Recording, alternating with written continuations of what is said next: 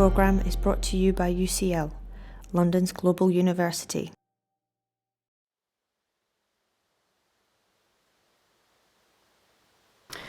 Good evening. As the head of UCL's German department, I have the privilege of introducing tonight's speaker, who, as you just heard, studied with us from 1939 to 1941. In about 2 minutes, I would like to tell you 4 things about him, one of which the provost has already said, which is, of course, that he is a UCL alumnus. He completed a 3-year degree in 2 years because the country whose language and culture he was studying was at war with the one he lived in and with his own. He did not have a year abroad experience. For the same reason, he studied UCL without ever setting foot on the UCL campus. The part of the university that then housed the German department had been moved to Aberystwyth to escape, in a rare twist of historical irony, German bombing. The first time he actually set foot in UCL at Bloomsbury was 66 years, I believe, after his graduation, on the occasion of his daughter's graduation, also from UCL German, in 2007. After Jerry Roberts left UCL's German department, he became an officer and a truly historic figure. His professor of German, Leonard Willoughby, recognized talent when he saw it and knew where it was most urgently needed, and it was probably he who recommended Jerry Roberts to Bletchley Park. And the rest, as they say, is history. According to General and later US President Eisenhower, the Bletchley Park initiative shortened the Second World War by at least 2 years. And we should remember at this stage that that war cost 10 million lives every year. The third way in which I would describe Captain Roberts is as a teacher. In January this year, at his own initiative, Jerry took his incredible story not to the BBC, not to The Guardian, and not to CNN, but to a class of 45 students in the German department, engaged in the study of a history that he has helped shape in no small measure. It was an extraordinarily generous thing to do. The act of someone who, having been enabled as a student, views enabling other students as one of the most important tasks there is. And finally, to use an old-fashioned term, Jerry Roberts is a gentleman. Whenever we talk about the history of our respective nations, he is always very considerate of my possible feelings as a descendant of the losers of that war. He says, "I hate to say this to a German lady, but..." Growing up in the 1960s and 70s, comfortable decades away from the Second World War, I've still always considered myself lucky not to have been born into a potentially victorious post-war Nazi Germany. Luck, as it turns out, had nothing to do with it. Jerry Roberts and other great minds of Bletchley Park did. All of us owe them a debt of gratitude, regardless of generation or national origin. Ladies and gentlemen, please welcome back to UCL, a former UCL student and teacher, an officer and a gentleman, Captain Jerry Roberts.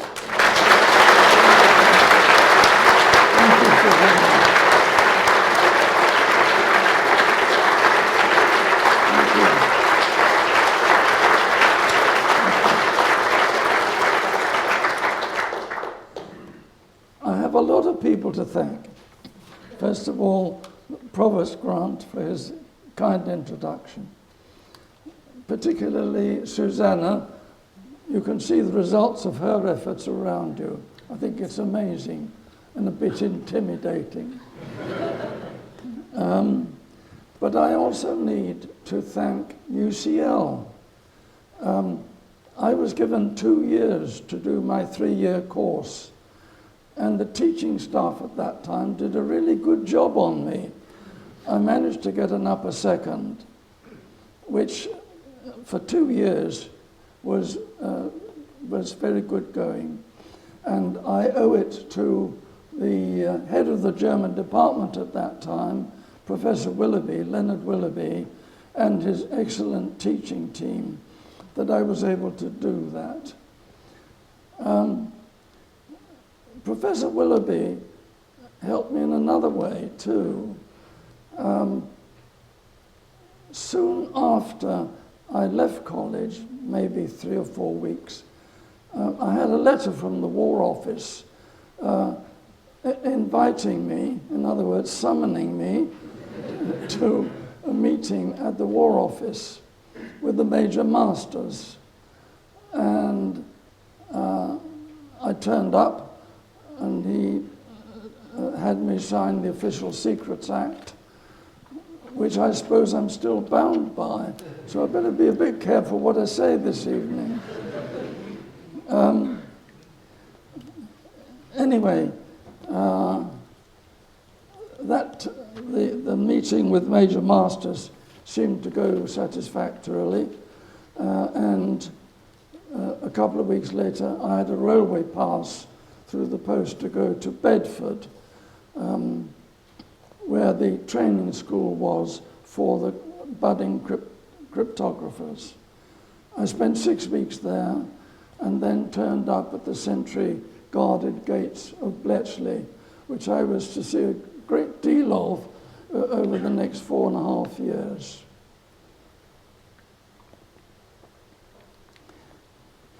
Professor Willoughby was a lovely man, a great scholar, and it's very good to see this tradition of excellence, if I may say so, being maintained under Professor Cord. I can vouch for that. My daughter told me so.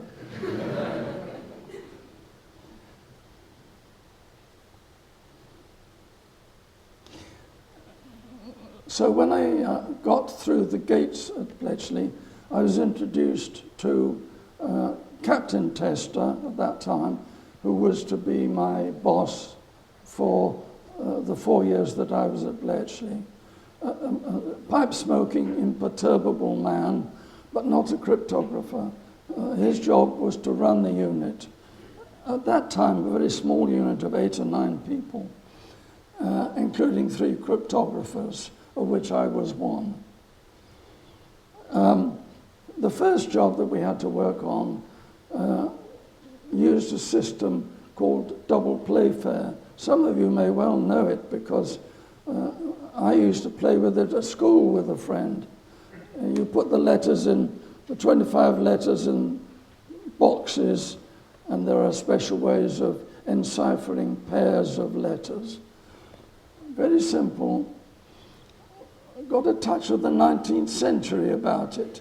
It's the sort of cipher system you suspected that the British diplomats in Berlin used in sending their messages to the Foreign Office, giving the latest indications about Bismarck's feelings about something. However, we were rapidly brought into the 20th century when the whole Testery was moved on to work on Tunney. But another word, if I may, about the work we did on double playfair. Although it was simple, it was used by the German military police, and their messages, while undramatic, were in fact very useful. A typical one might read, Sergeant Schultz has been switched from Infantry Division 42 in Munich to Infantry Division 63 in Augsburg. Not terribly interesting, except perhaps to Mrs. Schultz. But it gave us the positions of those 2 infantry divisions. And so steadily we were able to build up what's called the order of battle of the enemy, focusing on where units were. Certainly at a later stage, this was to be extremely important.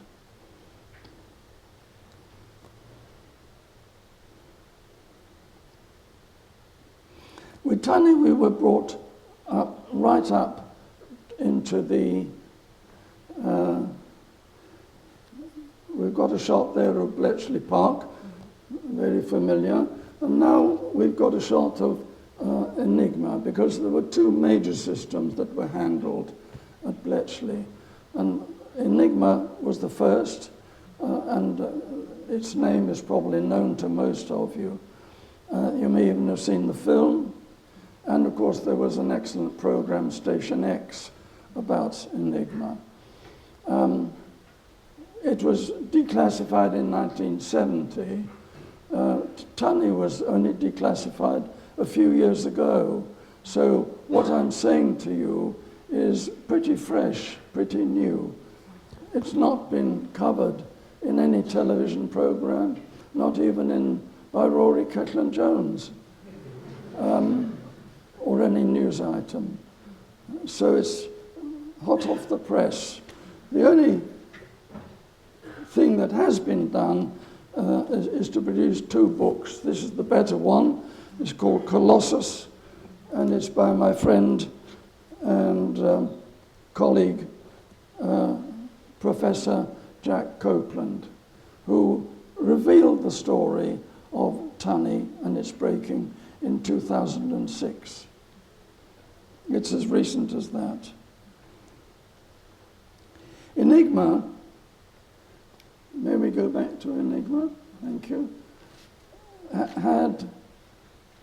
Was marketed first in 1923, so it had been around for quite a long time, by 1939-40. You could buy it. Governments did buy it, so it was in more general circulation than other systems. It had 3 wheels, and cryptographers go by the period before there is a repeat, and that period was just under 1,000. It was 26 by 26 by 26, and the mathematicians among you will know what that is.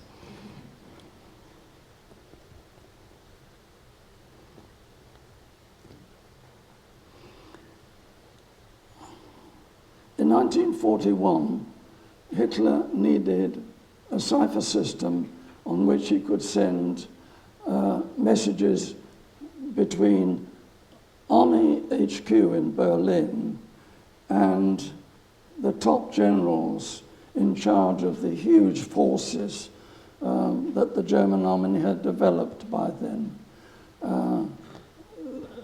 Really, we dealt not in regiments or divisions or even armies, but in army groups, great masses of men. And the system that Hitler commissioned obviously had to be very secure, very safe. If he was going to have his generals talking to headquarters in Berlin, saying what their problems were, what their decisions were, it had to be something pretty secure. And it was. Tunney should never have been broken. It had 12 wheels. You can see there are 6 wheels, but each side is a separate wheel.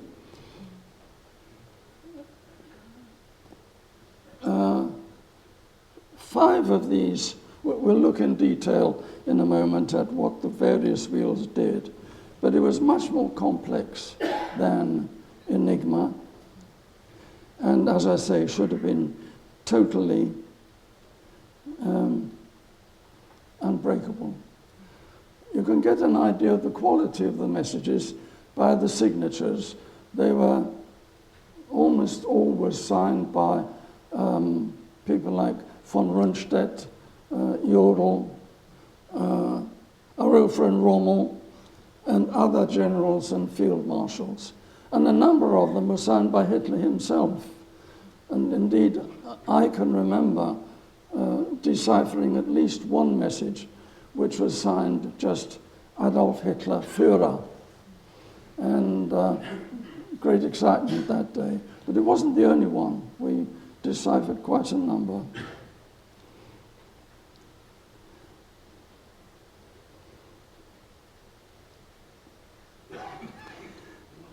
There were two units that worked on the breaking of Tunney. One was called the Testery, after Major Tester, my boss, and they were German linguists, and they did the actual breaking of the messages. They found we had to find at least usually 50 places of text, consecutive places of text, on which we could work out the wheel patterns of the day. Sounds easy, it wasn't. But there were two tribes of people who worked on Tunney.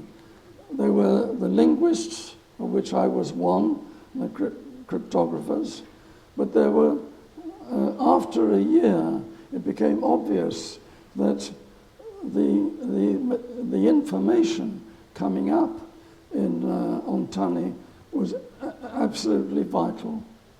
And so steps were taken to speed up one of the processes of breaking the day's traffic. And this produced a machine which was dubbed Heath Robinson for very good reasons. You remember Heath Robinson, the caricaturist who used to draw funny machines. Well, Robinson wasn't quite as funny as that. It did a fairly good job, but it used two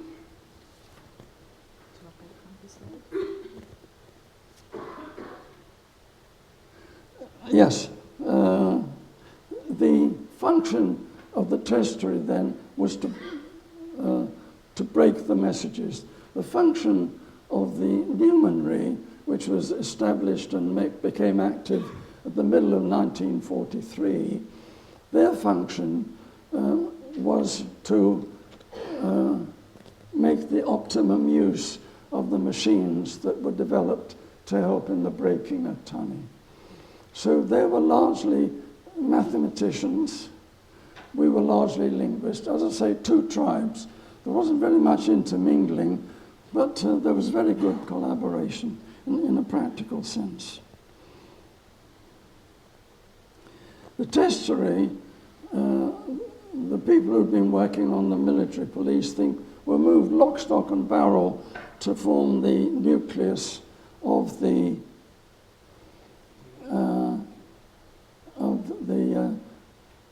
unit working on Tunney.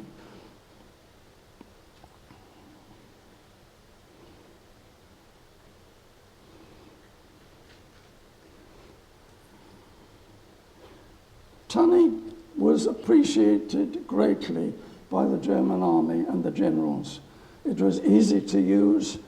They felt it was very secure, and so its use spread very fast over Europe.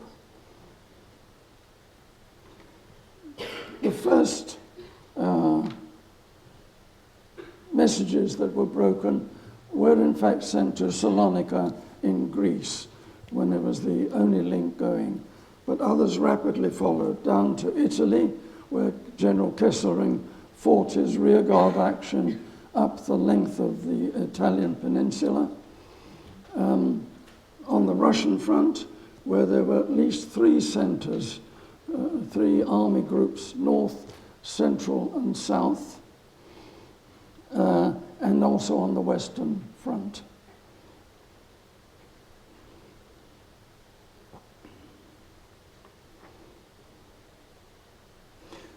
Because it spread fast, and each of these addresses, if you like, used different wheel patterns from each other.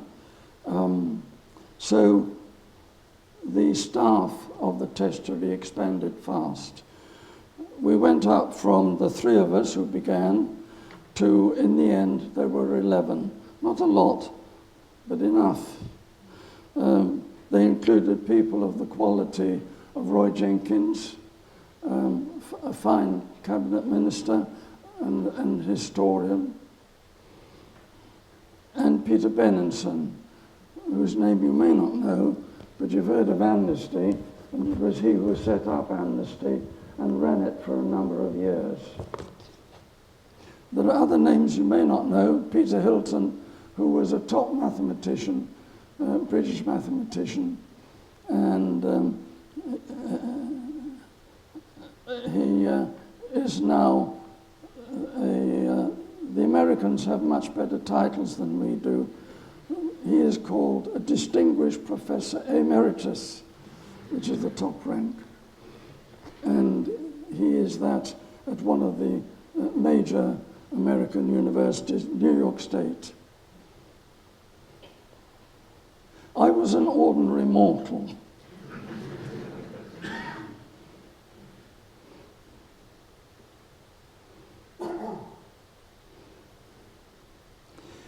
Let's take a look then at how Tunney worked. Can we do that? I hope you can read that reasonably.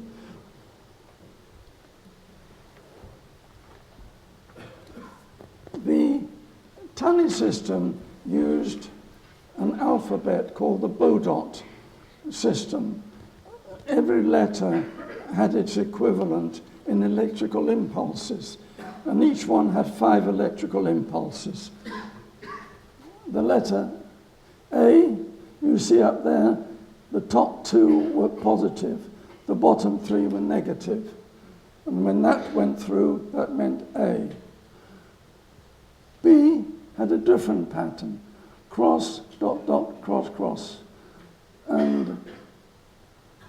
But when those 2 were added together, 2 crosses would make a dot, 2 dots would make a dot, and a dot and a cross, or a cross and a dot, would make a cross.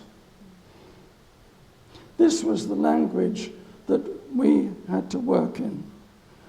In fact, there were just under 1,000 of these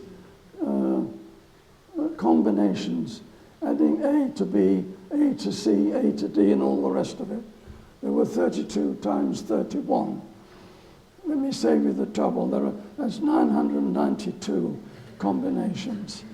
And we cryptographers had to know instantly each combination. In fact, even to this day, I can remember any one. If you were to call out 2 letters, I could add them up immediately. And in fact, I am sometimes quite a nuisance in the car because I try deciphering car number plates and will turn to my wife, my long-suffering wife, and say, "That's a nearly perfect Rome there."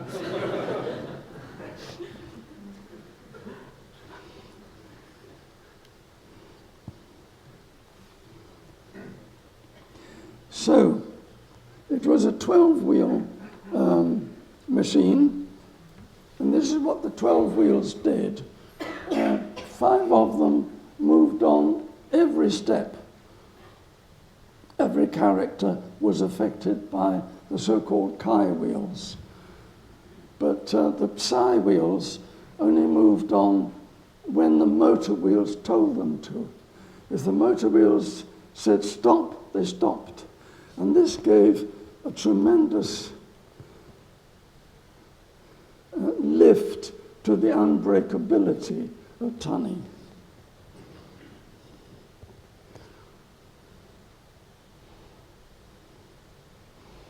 And it's quite remarkable that we were able to break it at all. We owe it to a German operator using a Tunney machine. He sent a message 4,000 characters long, And the guy at the other end in Salonika wasn't too happy with it. So he said, please send it again. So operator A did so. And he made two catastrophic errors. First, he didn't change the settings. So the second time round was sent with exactly the same encipherment as the first time round. That's what we call a depth. Even worse, he changed the text the second time, abbreviated some words, and this gave us a depth with two different messages. And Colonel Tiltman, the most experienced cryptographer at Bletchley, took this in hand and managed to decipher these two messages. But he couldn't work out the system. He couldn't work out the system, and without that, we couldn't extend this information to other days' traffic. And the problem was passed to Bill Tutte. Do we need to do more on this? Yes, we can do.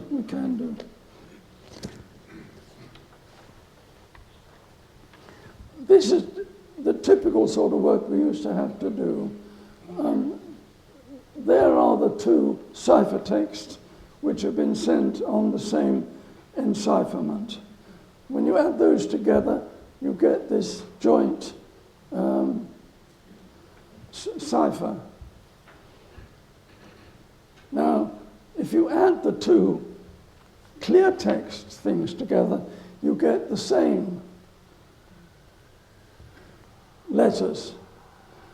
So if you try Rome was abbreviation for Romish, and a lot of the German subunits were Roman 1 or Roman 2 or Roman 3. So they used that quite a bit. If you tested that at different places against that combined ciphertext, somewhere along the line, you might get a decent piece of good-looking German. In this case, we've got a 9, which was used as a spacer between words, and we've got DE, which looks encouraging, and we've got GES, which looks encouraging.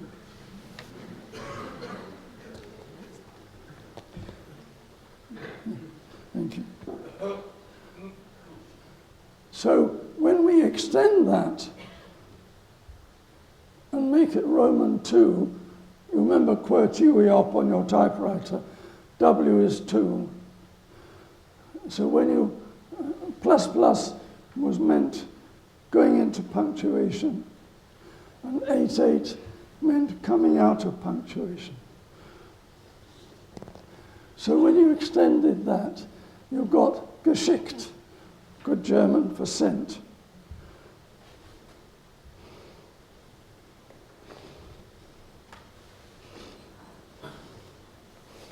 And you got your start. And then you had to work your way backwards and forwards. That DE that we saw, perhaps we can go to the next.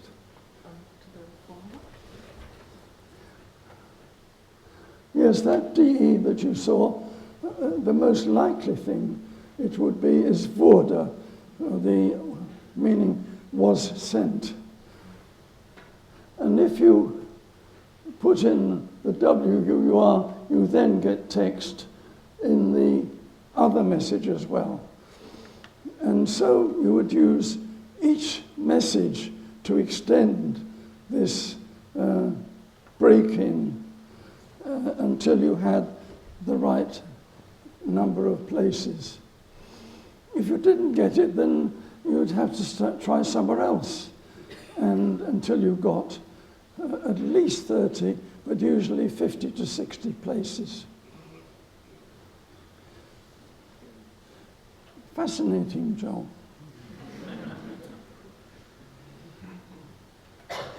We broke a very high proportion of these messages. When we had the machines, we'll come to them in a minute, we were breaking over 90% of the messages sent on Tunney. Over 90%. How do I know?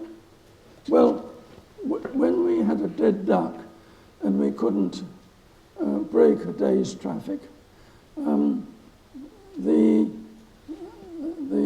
message we had tried on would be placed on a table, and then somebody else in the team would have a go at it and see if they could break it. That pile never rose. In other words, there were very few dead ducks. And 90% is perhaps even an underestimate of the proportion that we were able to break.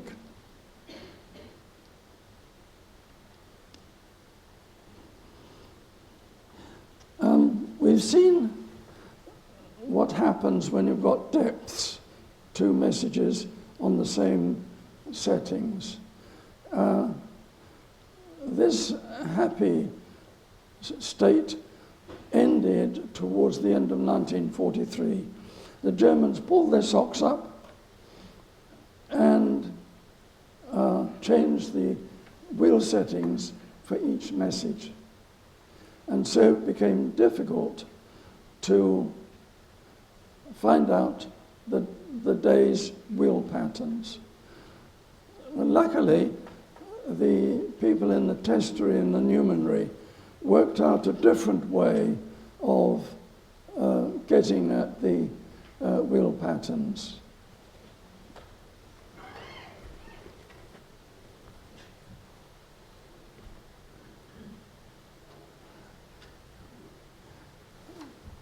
They used the machines to take off the chi, the effect of the chi wheels, and that gave the Testery, the codebreakers, what was called a dechi, where only the effect of the psi wheels was still operated.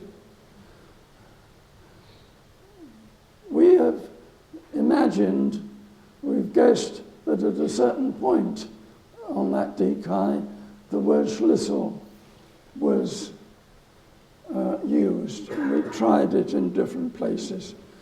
And we find when we tried this particular place, you get repeats here. 2 L's, 3 K's, a single Y, 2 G's, singles, 2 G's again. This is typically the pattern of the psi wheels. So if you saw that, you know you had gold dust. And you could extend this, the text, for in front and back of Schlüssel, and work out the patterns of the psi wheels. The machine had already worked out the patterns of the chi wheels. So you then had the whole picture. There was a frequent expression used by the operators, Dein Schlüssel ist aus, meaning your key is all wrong. Check it, do it again.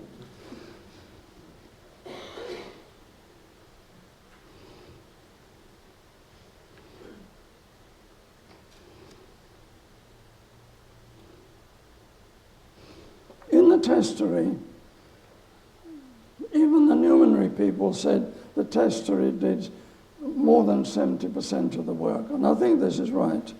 We had a team, by the end of the war, we had 22 ATS girls whose job it was to get the clear text out. They had specially adapted typewriters so that when they typed in the cipher text, the clear text would come out on a tape. And this happened because in between we had got fitments which gave the patterns of that day. In other words, what we were doing is the opposite of what the tiny machines of the Germans had done. They were so creative in those days and brilliant in thinking up solutions to problems. The girls did a great job. They didn't know German, so they couldn't read what they produced. And even if they could, they weren't allowed to know what it was because of the principle of need to know. If you didn't need to know, nobody told you. But I'm still in touch with one or two of them who are obviously in their 80s now. And I like to pay tribute to them. They really, if you can imagine working on the night shift between midnight and 8 o'clock in the morning, typing away at this stuff, it was pretty taxing.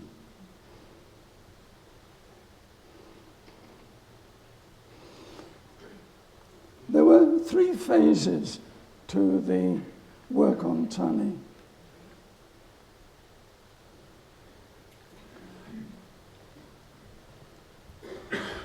For the first year, we broke everything quotes by hand, unquotes. We had no help from machines. From mid-42 to mid-43. And then we had Heath Robinson come in, and for 6 months we used that, although we carried on breaking messages by hand as well. At that point,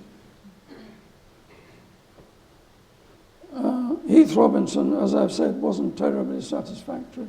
But luckily, the authorities had briefed the GPO, the Post Office research section, on a more efficient machine.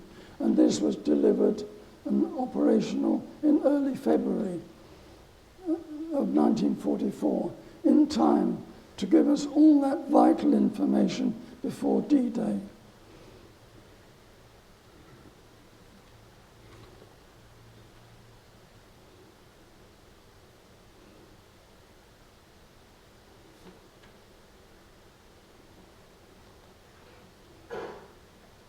I think, personally, we ought to erect a statue to that German operator because Eisenhower said at the end of the war that Bletchley decrypt shortened the war by at least 2 to 3 years, as Susanna has mentioned. And it was so.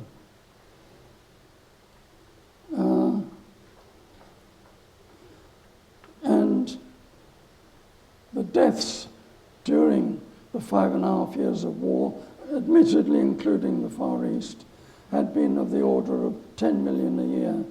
If you take only half of that, it means that the BP's work in breaking Tunney may have saved millions of lives.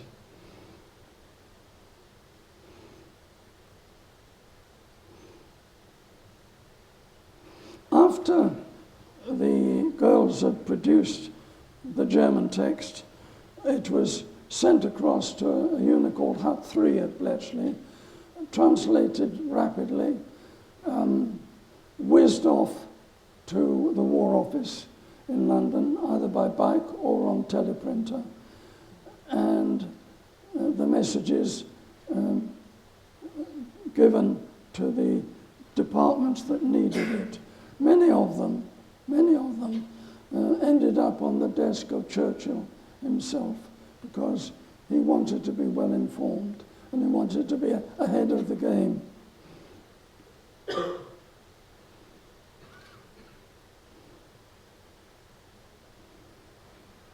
Well, all this is very beautiful, But did it do anything? Did it achieve anything?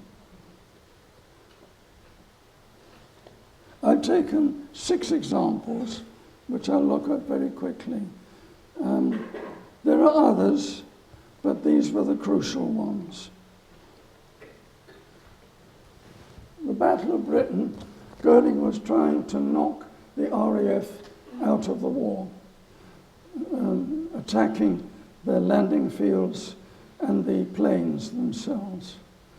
The RAF won, and they were helped because some of the Enigma messages gave warnings of raids that were about to be made. The targets, the timings, the dates. And this meant that our fighters could get height and get above the bombers when they came and attack from above, which of course was their favorite maneuver. The second, if Goering had won, we would have been in some degrees of trouble, to put it mildly. The second one was similar. The U-boat menace, Hitler was building up his force of U-boats, and Turing had not been able to break naval Enigma. And the shipping losses in 1941 were very ugly. You have to remember, we brought a lot of our food in from overseas. But not only that, Dunkirk meant that we left all our war material behind in France. All the tanks we had, the trucks, even the men's rifles had to be left behind on the retreat from Dunkirk. So the army, and there were 250,000 roughly saved at Dunkirk. If you were going to use them again, and most of them were used again, British soldiers, you had to rearm them. And these arms, some of them were made in Britain, but a lot of them came from overseas.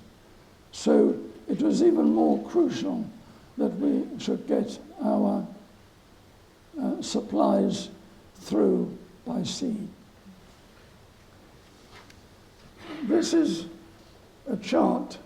No, we can go back, thank you. Which I pinched from the War Cabinet room.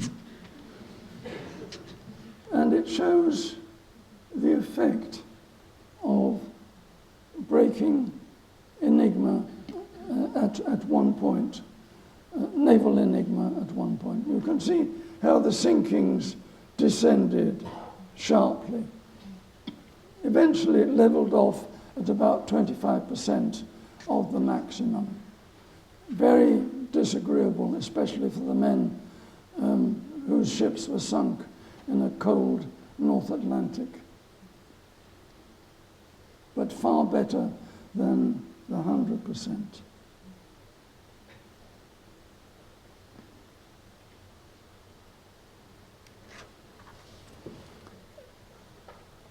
At the end of 41, the Germans added a fourth wheel to Enigma, which made it impossible to break. Terrible. It was called the sharp blackout. No more information about U-boats, and their sinking shot up again. We didn't know where the U-boats were. They were, I suspect, were breaking some of our ciphers, and so they knew where the convoys were going to run, and they would just lie in wait, and in groups, so-called wolf packs, and our losses, again, were very ugly. By a partly lucky chance, the thing was solved because two very brave Royal Navy men,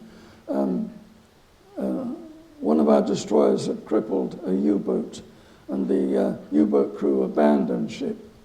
And these two men went on board and rescued the logbooks for the new system of 4 wheels. and they were hurried back to Bletchley. The two men who went aboard were grown-ups. The person they passed it to was a 16-year-old who worked in the NAFI. But he did a good job, got them back to the ship, and they were whizzed back to Bletchley. And once again, using Turing's methods and the build-up of Turing's methods and the new logbooks, we were able to break naval Enigma again, and the sinkings went down correspondingly.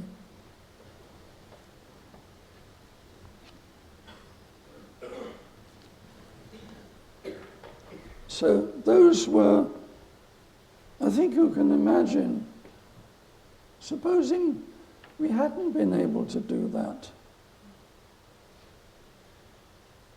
Supposing we hadn't been able to learn where the U-boats were going to be. We could easily have run out of food or run out of war material.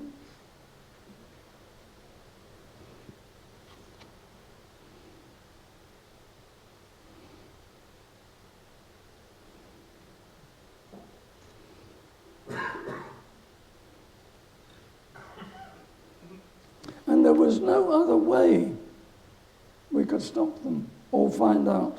There wasn't any other way of stopping this hemorrhage of ships and supplies. There wasn't any other way.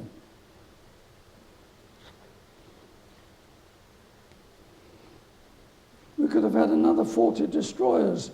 It wouldn't have made any difference. If you didn't know where the U-boats were, what good were they in the vast spaces of the Atlantic?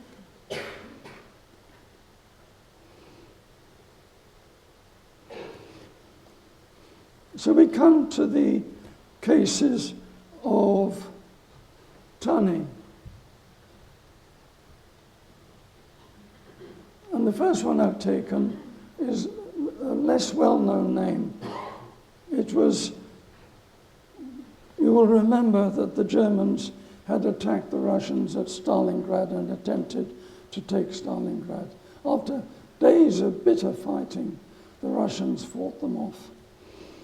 But the Germans made a second assault, major assault. They brought together enormous army groups at a city called Kursk, which is some hundreds of miles to the southwest of Moscow, on the front. And their intention was to do what they had done in France, to roll up, using their tank forces, to penetrate the line, get behind it, roll up the enemy's defensive line, and either force them back or even cause them to capitulate. Now, Kursk is a long way away from us here, but it affected us profoundly. If Hitler had won at Kursk, there are no prizes for guessing where those forces would have been unleashed subsequently. They would have been pushed across Europe and used against Britain. And by now, there were very well-trained armies, large numbers of men. Britain would have had an extremely difficult time.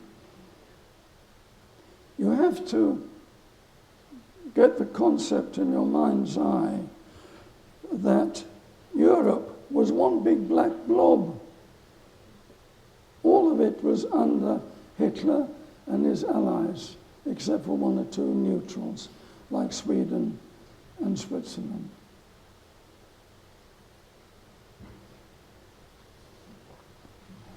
And there was just a pink point off the coast of Europe, Britain.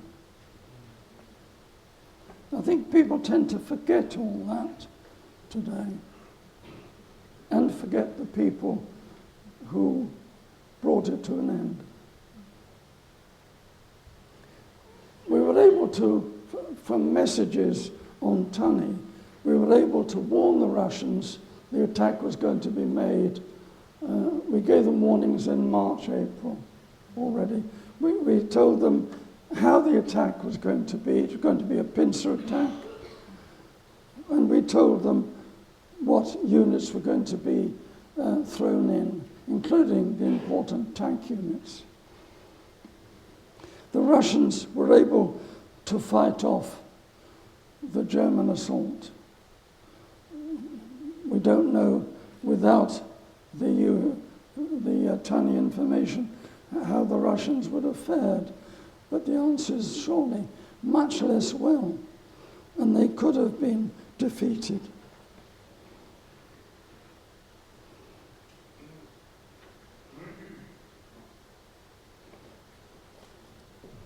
I suppose the best known case, though, is northeast France, the Calais-Normandy question. The British, again, with it, I think, enormous creativity, had done all sorts of tricks to try and persuade the Germans that we were going to attack northeast France in the Calais region. They built mock landing craft, things that looked like landing craft from the air, and moored large numbers of them on the Kent coast and the Essex coast. They planted stories with spies that had been turned.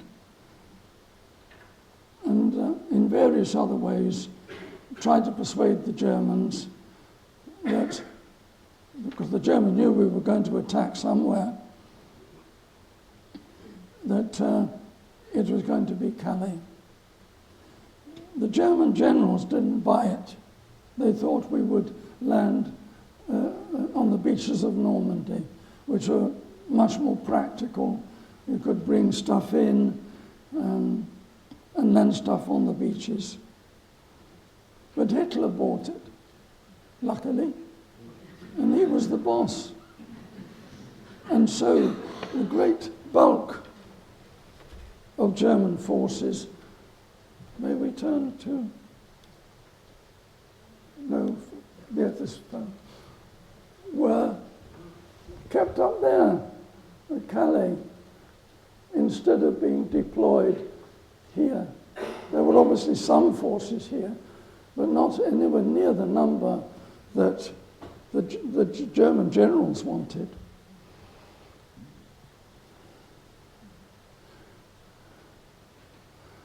And we learned from these messages that Hitler wanted this situation to continue for at least 5 days after an Allied landing, so that he could tell whether the landing was a diversion or the real thing.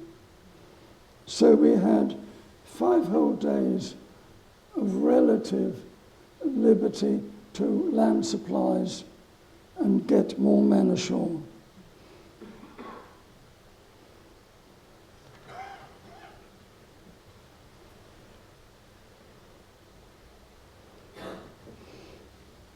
But in general, of course, the information from Tunney was priceless. And after the D-Day landings, and as the Germans fought back their retreat towards their own frontier and beyond, we knew what their defensive plans were, and we were able to counter them. There's one small case where we planned to drop 1,000 paratroops at a certain point behind the German defensive line, somewhere around here. And we learned in the nick of time through a Tunney message that an infantry division had been brought up to exactly that point. The movement was stopped. Otherwise, the men would have been shot to pieces as they slowly drifted down in their parachutes. And they were used elsewhere to great effect.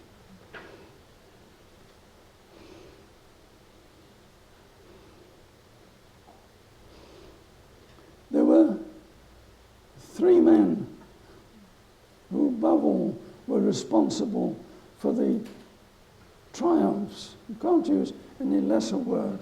The triumphs of intelligence that I've outlined. One of them is fairly well known, Alan Turing. The other 2, not 5 people in 1,000 know the name of. One was Bill Tutte, who broke Tunney. After Colonel Tiltman failed to break the system, the job was passed to Bill Tutte. I worked in the same office as Bill Tutte for some weeks, and I can remember seeing him staring into the middle distance, twiddling his pencil, making endless counts. I used to wonder, is this guy earning his corn? My goodness, he was. Because within 3 months, he managed to break the system. I wouldn't have the patience to work on the same thing for 3 months, many days having made no progress at all. His persistence was extraordinary. And don't take my word for it, take General Eisenhower's word. It shortened the war, because those were the messages which counted at that time, the top strategic messages. The Enigma stuff still kept coming in, but it was less significant.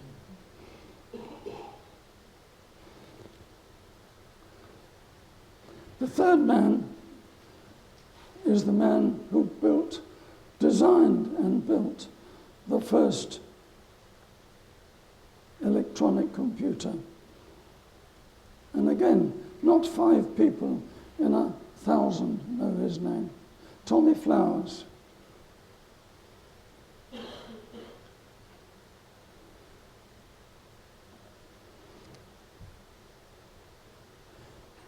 He was briefed by the cryptographers as to what they wanted. And he said, yes, I can do that. It'll take me 18 months. And they said, forget it. The Germans will have won the war by then. And he managed it in 10 months with his team working night and day. And he himself putting money in to buy parts for the machine. The Americans have tried to lay claim to this invention, but our computer, Colossus, started work early February 1944. I know, I used to feed it with our stuff.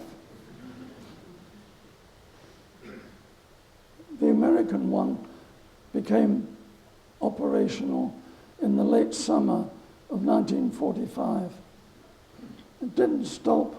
Dan Brown, author of Da Vinci Code, in another of his books, Digital Fortress, saying word for word, the computer was invented at Harvard in 1944. What cheek.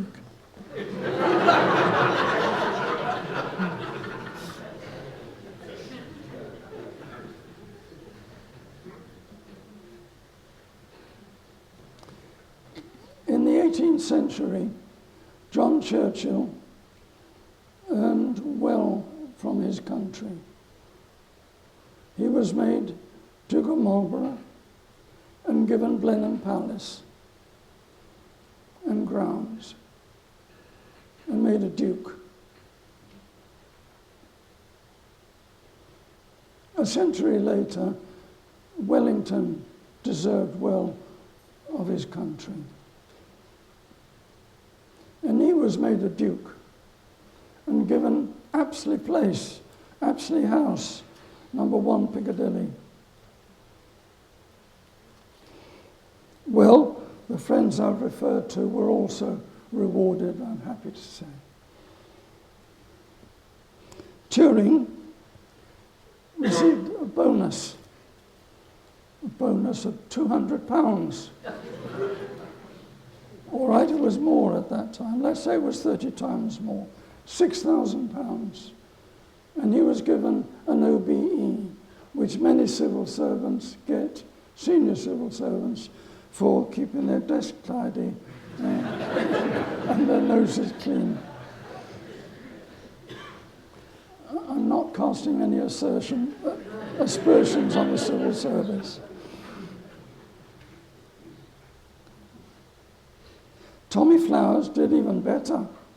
He was given £1,000, let's say £30,000. And this is for founding the computer world we have today, the internet, the laptops, and all the rest of it, that my wife indefatigably uses.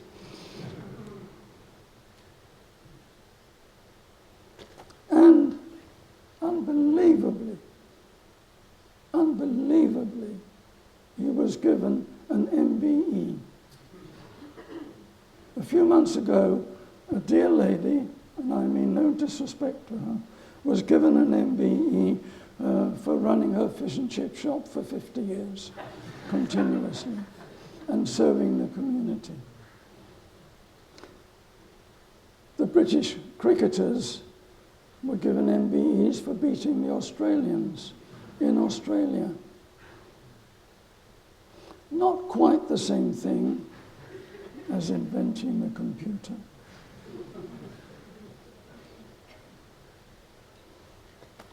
They were lucky. They were lucky. Bill Tutte got nothing. Absolutely nothing. No wonder he went off to Canada.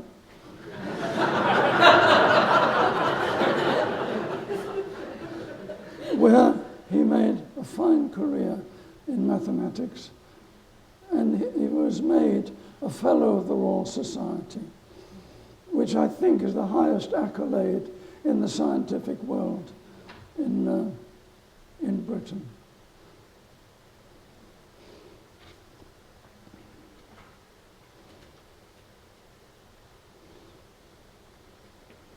One of the interesting things is that everybody was so young. Peter Hilton, one of the brilliant brains in the Testery, was 19 when he joined. In his first year at Oxford. Donald Mickey was even younger. He'd only just turned 19 and had just left school. He did a great job in the Newmanry.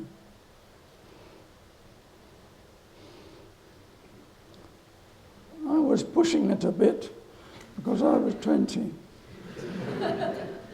And Bill Tutte was definitely far advanced. He was 24, 25 when he broke Tunney.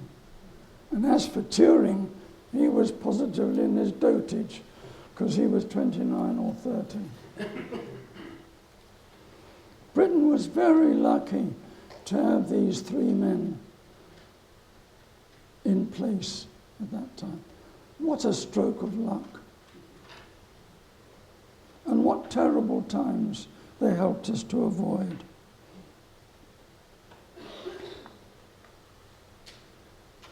They have virtually no recognition at all. There's no statue.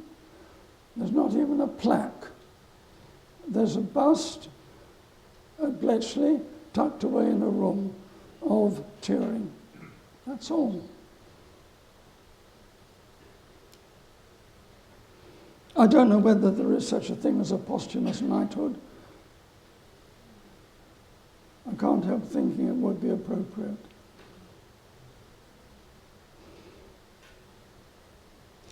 There is that fourth plinth in Trafalgar Square, if David Beckham wouldn't mind. The only trouble is, which of these three brilliant men would you give it to? I would find it very difficult to decide.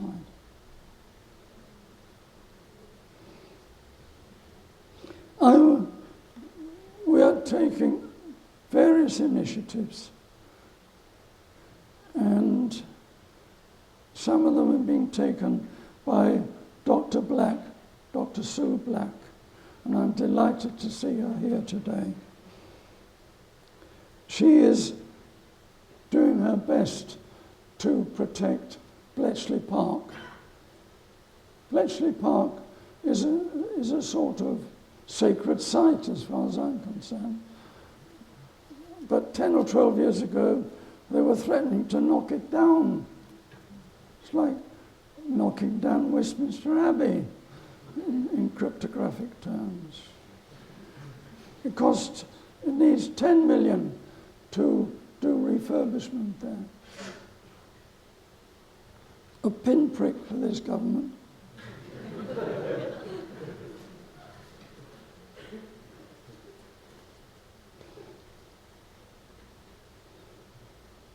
Tutte's breaking of Tunney was referred to by one commentator recently as the outstanding mental feat of last century. Not the war, of last century. And quite honestly, as a cryptographer, I have to second that. It was an amazing achievement.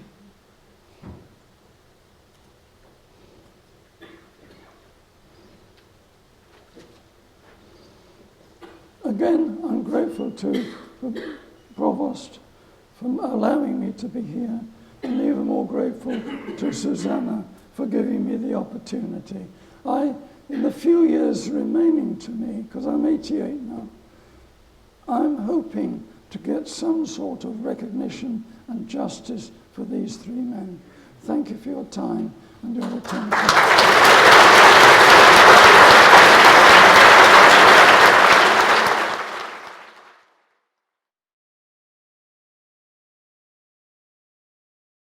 To find out more about UCL, please visit us at itunes.ucl.ac.uk.